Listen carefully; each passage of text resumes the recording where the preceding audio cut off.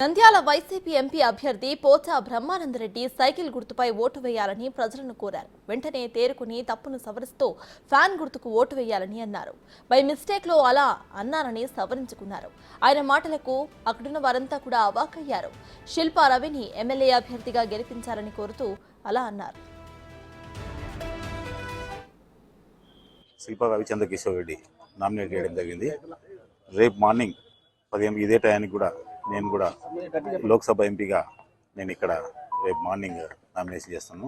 Definite కూడా మన జగన్మోహన్ రెడ్డి గారు చేసే అభివృద్ధి కానీ సంక్షేమ పథకాల వల్ల డెఫినెట్ కూడా మాకు 175, 170 వస్తాయని మేము ఆశిస్తాం. డెఫినెట్ కూడా వస్తాయి. కాబట్టి ప్రజలంతా రవిచంద్ర కిషోర్ రెడ్డి గారికి మాకు సైకిల్ గుర్తుపై ఓటు వేయించి అత్యధిక మెజార్టీతో గెలిపించవలసిందిగా కోరుతున్నాను. ఇప్పుడే మన శిల్పా రవిచంద్ర కిషోర్ రెడ్డి నామినేట్ చేయడం జరిగింది. రేపు మార్నింగ్ 10 ఇదే టయానికి కూడా నేను కూడా లోక్సభ ఎంపీగా నేను ఇక్కడ రేపు మార్నింగ్ నామినేషన్ చేస్తాను.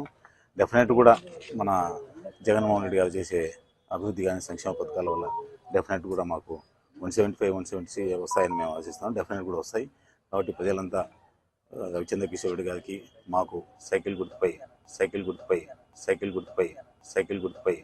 ఓటు వేయించి అత్యధిక మెజార్టీతో గెలిపించవలసిందిగా కోరుతున్నాను.